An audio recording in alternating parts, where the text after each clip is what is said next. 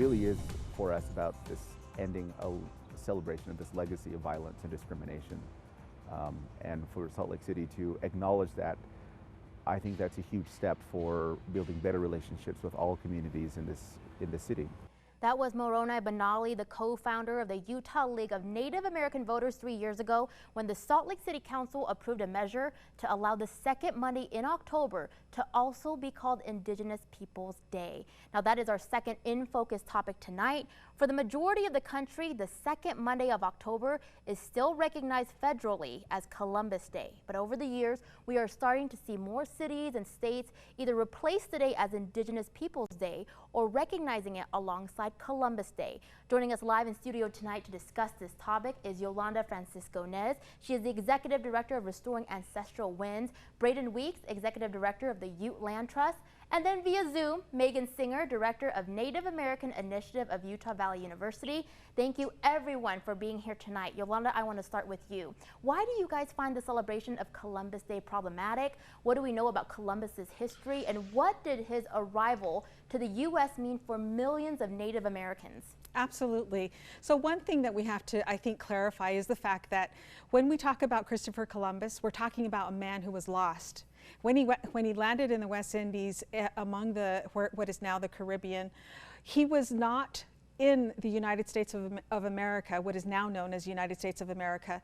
And when you think about the fact that he brought disease, he brought genocide, the first tracking of the sexual assault against Native women, those are the reasons that, I think that our education system has to look at putting accurate American history, including Native American history, because after all, American history is American Indian history, or vice versa. American history is really, let's go back before America was established by the founding fathers, because America still has accurate information that we need to include in our history. Now, Braidan, many members of our Native American community have told me that the celebration of Columbus Day has been hurtful to them, their family, and their ancestors. Tell me why this is. Yeah, so I can't speak for all Natives, but I can give you my 2 cents with that. And what I've seen is kind of like what Yolanda was talking about, that having this really false narrative around Columbus, that he intentionally discovered America, or that he was even in America, or the type of character that he had, because he wasn't necessarily a great person, and erases the fact that Native people have and had full-fledged science, full-fledged governments. They were fully fledged cultures here that he was interacting with, and they weren't on hold. They weren't some people that were left as artifacts for Europeans to find. And so it's really hard for, if you have a Native student or a child that's going out to school and they're hearing one thing when they're at home about how our people have been here and our governments have been here and our leadership has been the way it is for thousands of years, and then they go to school and the teacher's telling them, no, you and all of your family are incorrect on that. All right, Megan, about 90 seconds left in this segment. Do you know when recognition for Indigenous Peoples Day started in the U.S.? What prompted or pushed this initiative? And do you know how many states and cities now celebrate Indigenous Peoples Day on the second Monday of October?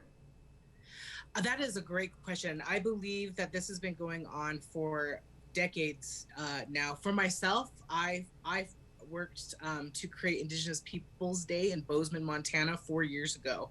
And we were one of the first cities to adopt Indigenous Peoples Day along with Columbus Day, because it is a federal holiday still. But yeah, cities, counties, schools by the hundreds have been recognizing the second Monday of October as Indigenous Peoples Day, and we thank them so much for their hard work. All right, about 30 seconds left. Yolanda, what does it mean to you to start seeing more cities and more states, including Salt Lake City, recognize the second Monday of October as Indigenous Peoples Day? Well, what it means is that there's actual recognition. We're not some mystery that existed one time in United States history. We're actually a part of modern day society, American society, both in Salt Lake City, in the state of Utah, and all across America. It's really about that visibility and awareness. All right, I want you guys to hold that thought. We have to take a quick commercial break, but we'll be right back with Yolanda Francisco-Nez, Braidan Weeks, and Megan Singer on our In Focus topic tonight on Indigenous Peoples Day.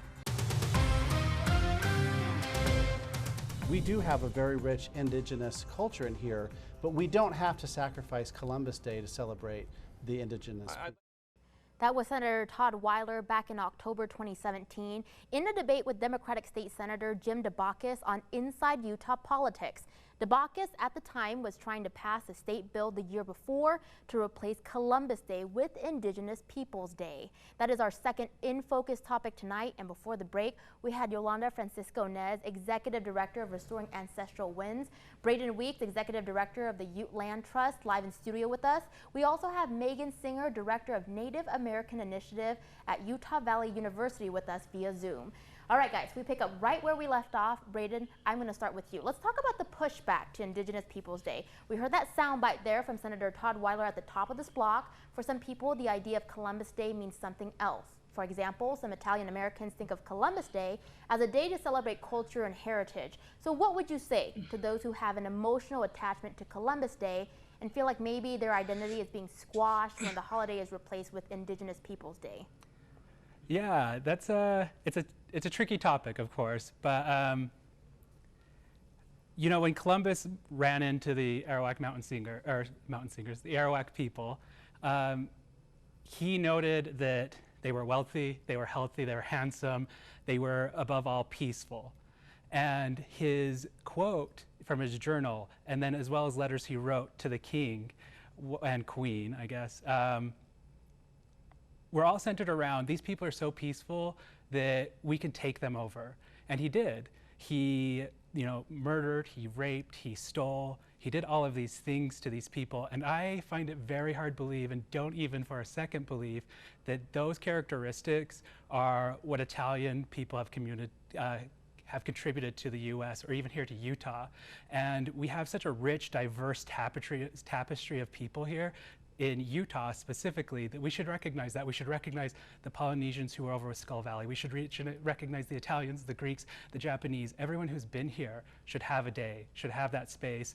But I highly doubt that somebody like Christopher Columbus and the things that he did reflects the characteristics of the Italian community. Megan, this question is for you. How does the Native American community celebrate Indigenous Peoples Day now? Are there multiple ways to celebrate it? I think the greatest way that people can enjoy and celebrate Indigenous Peoples Day is to enjoy and celebrate Indigenous peoples. I think exactly what Yolanda and what Braidan was saying is that when Christopher Columbus came here, when this contact with Europe happened, the dehumanization of Indigenous people began. In 1492, Columbus didn't just sail the ocean blue. He is a mythologized person and who does not need to be honored. What does need to be honored are the amazing impacts that Indigenous people have had on the foundation of this country, on the foundation of this state, current educators who are working to make sure that Native voices are centered in their classrooms, and especially community members like in Utah now that are working to abolish mascots in Utah. That is still a topic that seems to be something that's conflicting, but again, we're talking about 500 years of dehumanization by a mythologized person who was actually kind of a jerk. So please listen to our words, listen to authors, our Oscar winner actors, watch their movies, but really just take the time to learn real history, learn the truth, seek it for yourself, and see why Columbus doesn't deserve to be honored on this day. Yolanda, I would like to wrap this interview up with what would you like the general public to know about Indigenous Peoples Day, or what's your message to the community? Absolutely.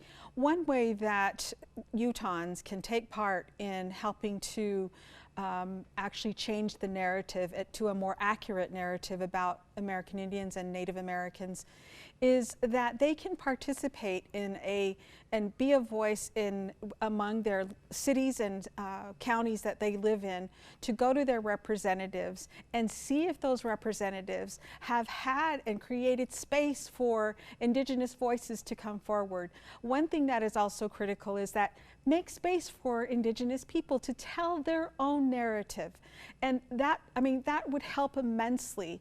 we are, like I mentioned earlier, we are not a mystery that has long gone dead. We don't have any more Native people in this country. We are right here. We are visible, and I appreciate folks like KTVX for actually inviting us to be here to speak as Indigenous people on Indigenous Peoples Day. One other thing I want to just quickly mention is that on October 21st, at 5 o'clock, the Utah legislature is inviting Indigenous voices to come online and speak about the number of missing and murdered here in Utah. Now, I know for the past few years that I've worked with you guys have taught me that the first step is awareness. A lot of our lawmakers, our leaders always say, you know, I didn't know about this. So we appreciate you being on the show with us. What an insightful discussion. Yolanda Francisco-Nez, Braidan Weeks, Megan Singer, thank you so much for joining us tonight to discuss Indigenous Peoples Day. We appreciate you. Thank you.